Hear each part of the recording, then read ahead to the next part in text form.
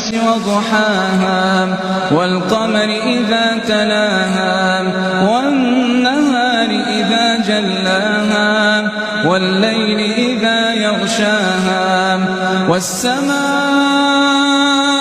وما بناها والأرض وما طحاها ونفس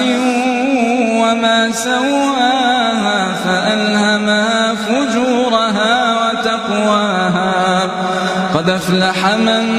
زكاها وقد خاب من دساها كذبت ثمود بطغواها إذ انبعث أشقاها فقال لهم رسول الله ناقة الله وسقياها فكذبوه فعقروها فدمدم